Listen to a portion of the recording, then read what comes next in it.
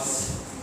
Estou muito animado de ver a palestra do nosso filho. Para a gente é muito importante porque nós queremos criar um ambiente acadêmico da universidade, da faculdade forte. Mas eu digo acadêmico, academia. Uma pesquisa, uma fonte de conhecimento além da graduação, incentivá-los a estar vindo no salão, sim, buscar conhecimento, sim, discutir coisas que normalmente não se discute em outras instituições e sim, fazer disso um diferencial. Hoje estou aqui com o professor Eduardo, muito mais conhecido que eu, professor que não precisa nem de apresentação, tão querido que é, uma pessoa que já não precisa nem explicar muito, somente Eduardo. Nossa proposta hoje é provocá-los a pensar em algumas coisas. Pensar no que é o direito propriamente dito para vocês. Qual é a finalidade? Por que isso existe? Qual é o propósito? E ao fim, discutirmos. Mínimo ou máximo? Aplico ou não aplico? A que ponto eu aplico? Do jeito que está correto? Qual seria a solução? O que a história vem nos provando? Nós temos uma proposta de trabalhar de uma forma diferenciada hoje. Embora sejamos dois palestrantes, vamos utilizar não necessariamente de um embate, mas de uma dialética. Vamos tentar chegar a um denominador comum. E nós queremos também a participação de vocês. Após explicarmos toda a tese, a construção teórica, a dogmática que é envolve ao tema, nós queremos que vocês, futuros juristas, deem a sua opinião. Exarem conceitos. Demonstrem que vocês entendem e que querem buscar como direito. Sem mais, professor Eduardo. Galera, bom dia. Bom dia. Muito rosto conhecido, alguns não. Nosso debate hoje é baseado nesse livro, Direito Penal do Equilíbrio, do Rogério Grifo. Particularmente para mim, hoje, no Brasil, o melhor doutrinador de direito penal, o cara mais inteligente quando nós falamos em matéria penal. Esse foi um trabalho de mestrado dele que ele resolveu publicar. Fantásticas as ideias que tem. Como o professor falou, nós vamos, não é propriamente um debate, um embate, muito mais uma conversa, um diálogo, e nós queremos necessariamente a participação de vocês. A um determinado tempo aqui da palestra nós vamos dividir vocês e vamos querer que vocês se posicionem, que vocês tenham uma opinião e já procure formar desde já. Só que tem um detalhe: emoção e passionalidade é da porta para fora. Aqui dentro nós trabalhamos com emoção, com técnica. O direito penal não é um direito penal emocional, é um direito penal técnico. Existem alguns argumentos que simplesmente eles não se sustentam. Por exemplo, você vai chegar no tribunal do júri e vai ver o promotor falando assim: eu queria ver, senhor jurado, se fosse o senhor, o parente da vítima, a mãe da vítima, o irmão da vítima. Tem só um detalhe: se o jurado fosse o irmão, o pai, parente da vítima, ele não ia estar no júri. Justamente para que a emoção não entre. Então a primeira coisa que nós pedimos a vocês: racionalidade, razão. O direito penal, ele nunca foi emoção. O dia que ele foi emoção, nós vemos abuso, nós vemos as chamadas ordalhas. Lembra do que era ordalha? Você é bruxo? Não, não é bruxo não. Prova que você não é bruxo. Então anda descalço aqui na brasa. Se o seu pé não queimar, é porque você não é bruxo. Ora, isso é emoção, isso não é razão. Então, nós vamos aqui deixar uma linha divisória bastante transparente. Daqui para cá é racionalidade, não passionalidade. Mas, preconceitos. O direito penal nós vamos ver que ele tem cor, classe social, cheiro. Ele escolhe, ele é seletivo, ele escolhe a sua clientela. Então também nós precisamos quebrar alguns paradigmas que nós temos e algumas ideias, que nós vamos falar sobre, principalmente em especial, sobre aqueles crimes de mazela da sociedade, não os crimes do colarinho branco. Para nós começarmos, eu queria falar com vocês sobre três síndromes. É a síndrome de Estocolmo, a síndrome de Londres e, por fim, a síndrome da mulher de Potifar. São três síndromes que o Rogério Grifo traz no livro dele. A primeira síndrome que é a síndrome de Estocolmo. Houve um evento, e em suma, porque nós temos muita coisa para tratar. Houve o que nós chamamos de sequestro, algumas pessoas ficaram em cativeiro e elas acabaram tendo uma relação afetiva, harmoniosa com os sequestradores, a ponto de quando elas foram libertadas, elas passaram a defender as pessoas que haviam cerceado a sua liberdade. A síndrome de Londres é diametralmente oposta à síndrome de Estocolmo. Na síndrome de Londres também, síndrome de Londres, os sequestradores estavam lá em posse de algumas pessoas, então uma das vítimas começou a se revoltar e bater boca e discutir com os sequestradores. Em determinado ponto, salvo engano, depois de 3 dias, onde durava ali aquela ação terrorista, um dos sequestradores falou: olha, nós precisamos começar a matar reféns para que nós decidamos, para que nós impomos a nossa vontade e consigamos aquilo que estamos pedindo ao Estado. Então, o primeiro a morrer foi justamente aquele que batia boca com o sequestrador. Essa foi a síndrome de Londres. Então, veja, comportamentos de vítima totalmente diferentes. Agora, a síndrome da mulher de Potifar. Os senhores conhecem a história da mulher de Potifar? É uma história que conta na Bíblia de José do Egito, que estava na casa de Potifar e ele governava tudo que era de Potifar. Ele somente não podia tocar na mulher de Potifar, só que a mulher de Potifar era uma mulher muito assanhada. Ela então estava o desejando, ela queria possuí-lo. E ele foge. Em determinado dia ela segura ele e fala: hoje você vem. Ele falou: vou nada. E ó, corre. Ele foge. E a mulher então fica com as vestes de José nas mãos. E aí ela grita, fala: olha, fui tentaram me estuprar. Quando alguém chega, algum dos outros servos de Potifar, fala: olha, José tentou me violentar. Só que na verdade não tinha acontecido nada disso. E para quem é meu aluno, inclusive, sabe de uma história que aconteceu no DF, de 2 professores da Fundação Educacional, onde a mulher justamente queria ter relações sexuais com outro professor também da Fundação Educacional. Ele tinha uma noiva e não queria. Em determinado dia ela pediu uma carona, ele deixou a moça em casa, depois foi para a casa dele. Quando ele chega, a casa está trocando de roupa, a polícia bate na porta.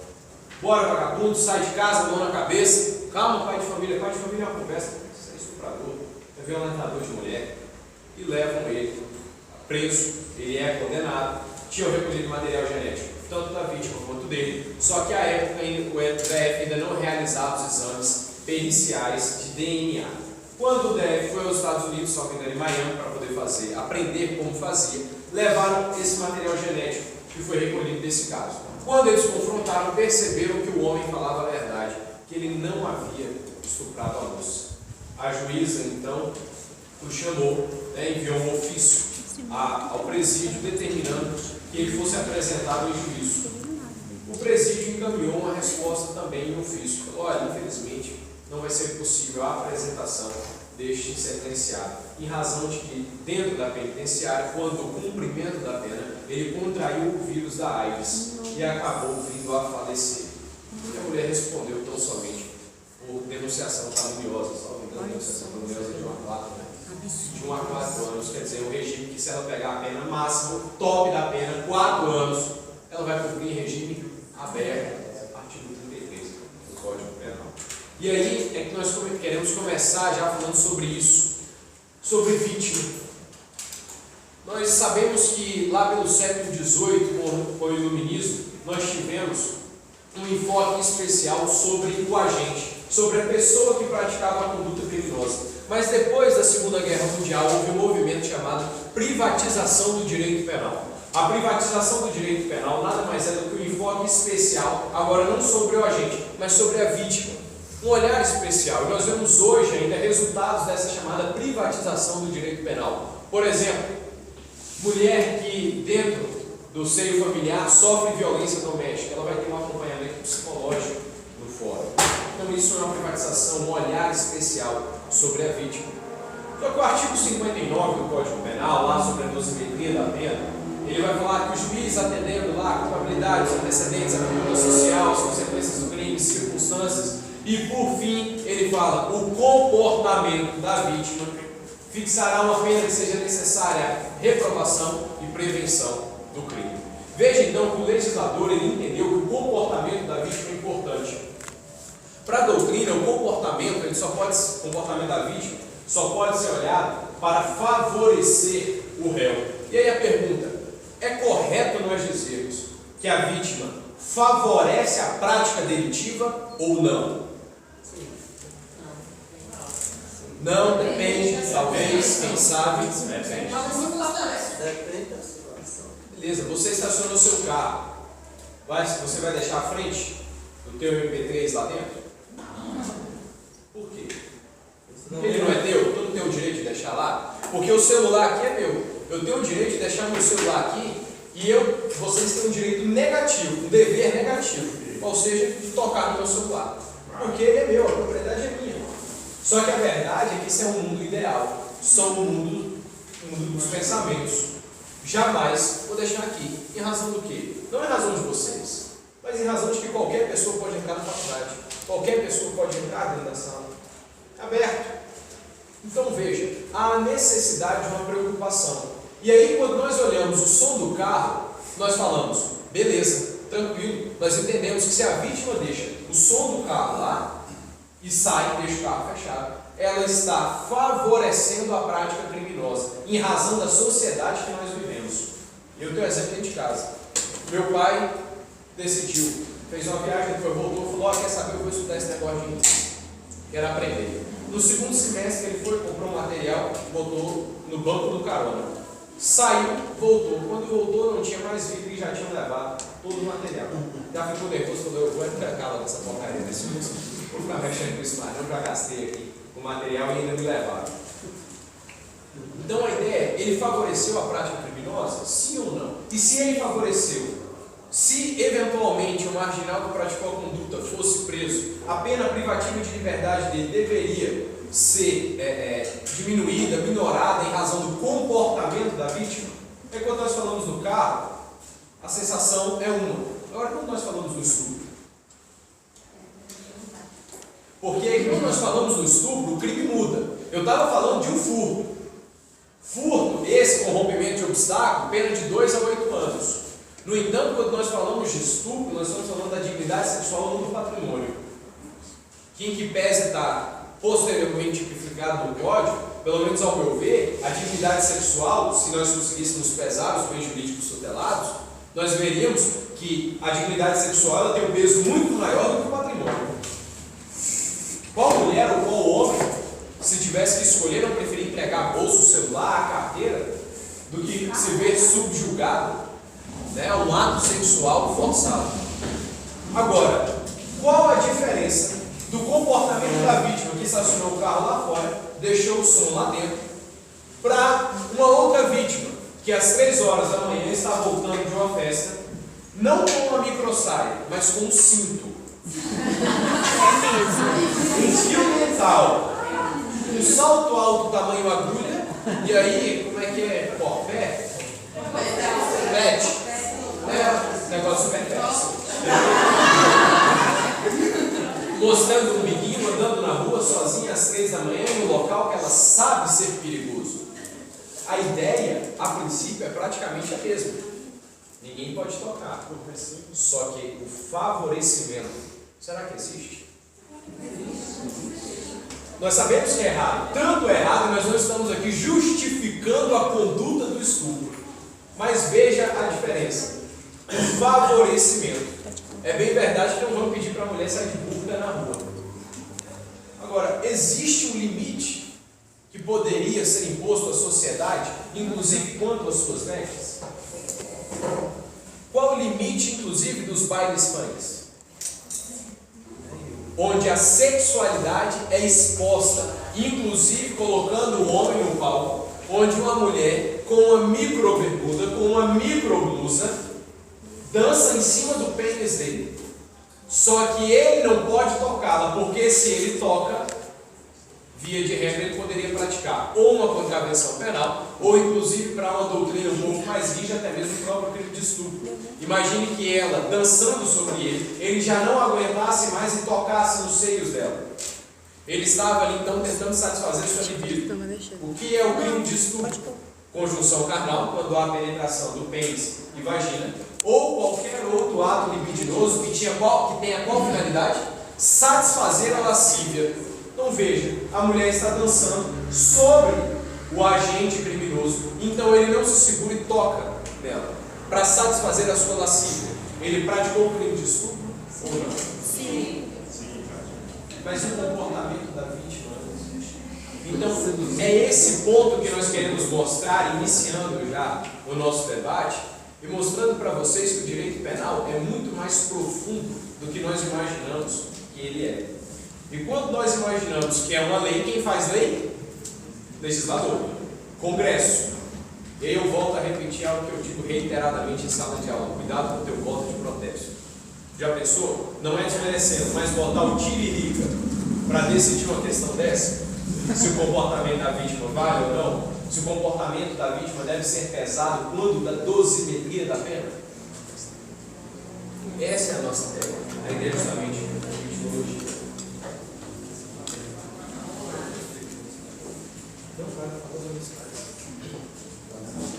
Turma, Silva Sanches, doutrinador espanhol, em Barcelona, desenvolveu uma teoria onde ele verificava que a aplicação do direito penal possuía ritmo. Essa teoria foi chamada de teoria da velocidade do direito penal. A teoria da velocidade do direito penal se divide em 4. A primeira velocidade seria referente à preservação dos direitos e garantias. Um devido processo legal, o acusado vai seguir um processo, vai ser concedido a ampla defesa do contraditório e, ao fim, poderá ser condenado ou não. E, se condenado, será respeitado o devido trâmite legal para, então, cumprimento da devida pena. Quando tratamos da segunda velocidade, é da possibilidade de substituição de uma pena restritiva de liberdade por uma pena alternativa. No Brasil, nós temos a lei do estado especial, em 1099. Nós temos a possibilidade da substituição da pena pela prestação pecuniária. Para quem foi meu aluno na época de História, deve se lembrar que essa é uma ideia que nasceu em 2500 anos antes de Cristo, em um dos primeiros códigos escritos, chamado Código de Ur-Nammu. Era a substituição da pena agressiva pelo pagamento de pecúnia. A terceira velocidade do direito penal, talvez seja uma das mais interessantes, ela legitima uma teoria chamada direito penal do inimigo. Nessa corrente, os direitos e garantias fundamentais são flexibilizados.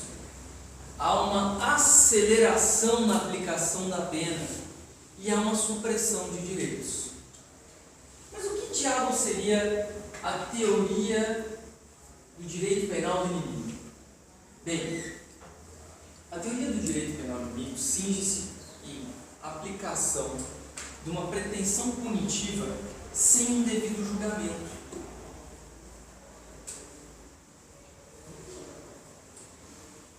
Veja,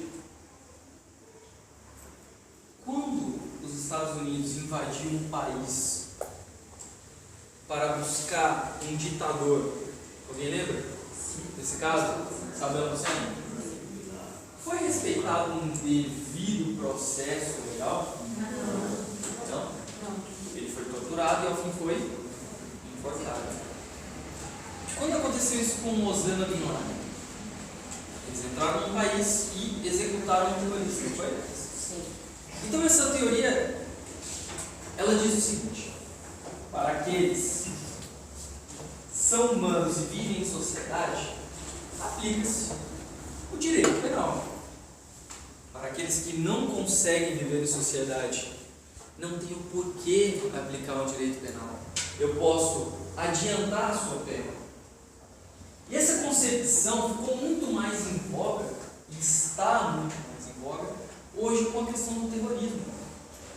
Se o terrorista é capaz de cometer atos de atrocidade e não dar o mínimo valor para a vida, por que eu vou dar valor à vida dele? Em uma escala um pouco menor, e trazendo para o nosso contexto brasileiro, a lei de crimes hediondos é considerada a terceira velocidade do direito penal. Não agora, depois que o STF já fez um juízo de valoração acerca dela, mas quando concebida, ela majorava as penas, ela restringia direitos e garantias fundamentais, ou seja, não poderia ingressar no regime semiaberto, inicialmente fechado, não poderia haver substituição da pena. Isso é uma exasperação, é um aumento da punição. Só isso não, lei do abate. A lei do abate se amolda perfeitamente à terceira velocidade. Eu antecipo um julgamento, eu antecipo um juízo de valoração. Por fim, mais recente, nós temos a quarta velocidade do direito penal. A quarta velocidade do direito penal, assim como a terceira, que já demonstra critérios perigosos, ela tem uma diferença. Trata de crimes contra a coletividade, genocídio, crimes ambientais. Seria um direito penal do inimigo universal. Essa teoria diz que o Tribunal Penal Internacional, órgão internacional voltado para julgar pessoas físicas e não estados, deveria ter amplitude universal, ainda que, para que tenha legitimidade, deva ser reconhecido pelo Estado como uma entidade julgadora, porque os Estados Unidos não reconhecem. Mas para essa doutrina, a afirmação é de que o direito penal deveria ter uma amplitude universal para atingir um indivíduo. E essa concepção se dá pelo neoliberalismo. Mas o que quer dizer isso? Neoliberalismo, concepção. Bem, como nós vivemos numa sociedade que está em constante mudança e que hoje o seu sistema financeiro fomenta a produção de criminosos,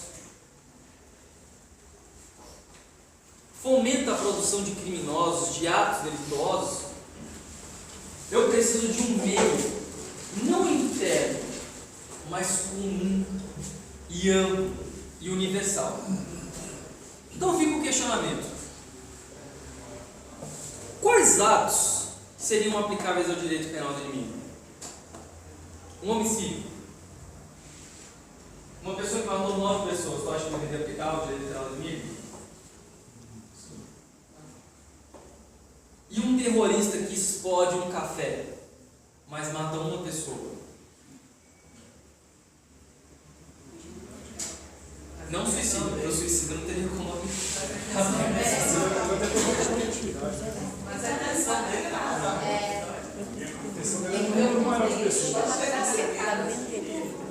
E aí surge uma palavrinha-chave: intenção. Quantos aqui são do primeiro semestre? Quantos aqui são do segundo? Terceiro? Quarto? Quinto? E sexto? Crime. Crime, na teoria mais aceita, finalista de Wenzel, é todo fato típico, antijurídico e culpável. A tipicidade é um ajuste entre o que está escrito, o verbo matar alguém, com o resultado, a infração da norma. Matou alguém. Então a gente tem uma tipicidade objetiva, está escrito, e subjetiva, referente ao resultado. Muito se discutiu sobre a intenção. Quando eu deveria avaliar a intenção para falar se houve ou não crime? Ou quando a intenção seria necessária, justificável da aplicação de uma sanção punitiva. Na teoria finalista, hoje aceita no nosso ordenamento, o dolo, o ânimo de fazer ou não, ele integra a tipicidade da conduta. Ou seja, quando tu lê um artigo que está escrito matar alguém, nesse artigo tu tem a norma, você tem o resultado, você tem a pretensão punitiva e tu tem a intenção do agente. Só que hoje a discussão é: para que existe o direito penal?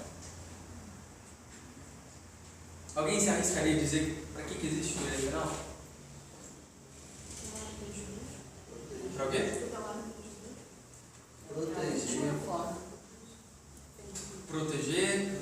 Seria a última forma, se não houver consideração de Última forma. Vou usurpar um pouco do que o professor ia falar. Oi?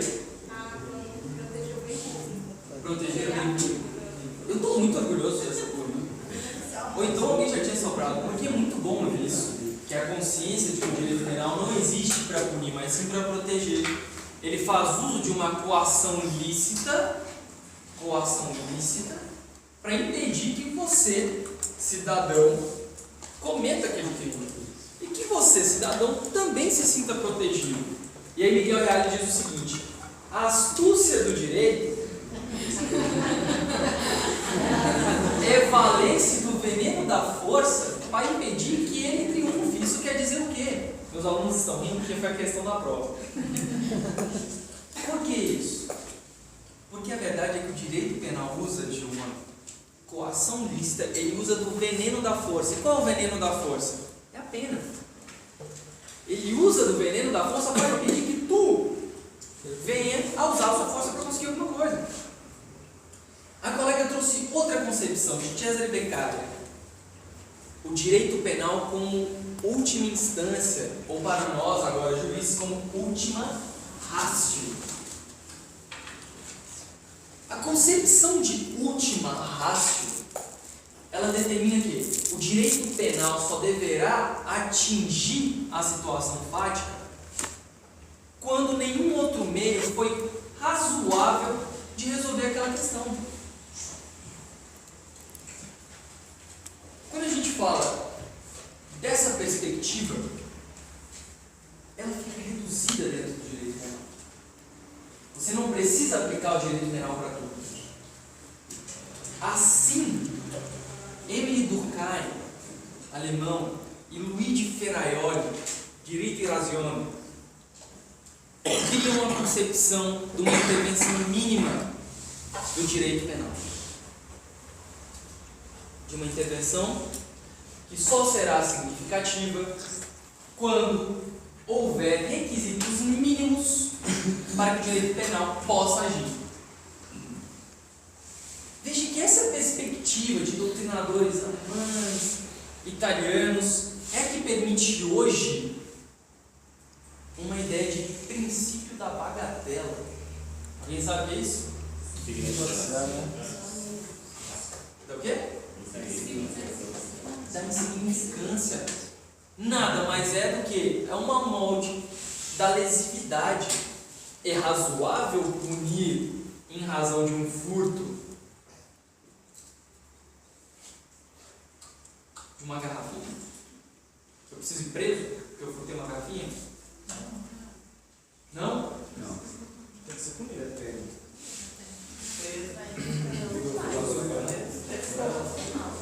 A gente vai e volta.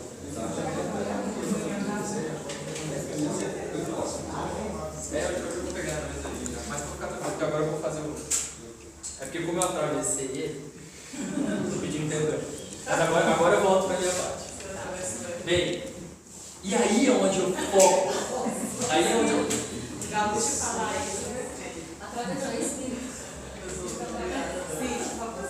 Vamos lá, gente. Lembra a parte de demolição a gente deixa lá. Vamos lá. É um amor antigo, não é? Quando eu perguntei isso daqui, se furtar isso daqui tem uma lesividade, é onde eu queria entrar com a questão do direito penal máximo. Na década de 70, instaurou-se um aumento de criminalidade muito grande nos Estados Unidos. E eles não sabiam como resolver. Com o passar do tempo, foi construindo uma teoria chamada Teoria das Janelas Quebradas. One Theory of Broken Window. O que isso quer dizer? Falava que se um prédio velho tivesse janelas quebradas, isso implicaria num aumento de vandalismo. E esse aumento de vandalismo aumentaria a prática criminosa. E essa prática criminosa inicial de vandalismo aumentaria a prática de crimes mais graves. E assim sucessivamente. Assim nasce a tolerância zero. O conceito de law and order. A lei e ordem. Não é um seriado somente, mas sim uma época, uma construção dogmática vivenciada nos Estados Unidos. E percebam que essa construção de tolerância zero diz que toda conduta delituosa, independente da sua lesividade, deverá ser reprimida, pois, se não ceifada de início, ela constrói o criminoso à frente. Será que isso é absurdo? Será que ela é absurdo? Por quê? Porque se for levar isso assim ao pé da letra, o que acontece? Não resolve. Pelo contrário, pode fazer o efeito contrário. Qual foi o resultado? E quem essa teoria abrangia? O pobre, o lascado. A premissa falsa é achar que jogar um cidadão que cometeu qualquer delito dentro de uma cadeia vai resolver. É jogar a poeira embaixo do tapete. E veja, muito embora a gente estivesse falando de anos 80, caso Jean Chaves.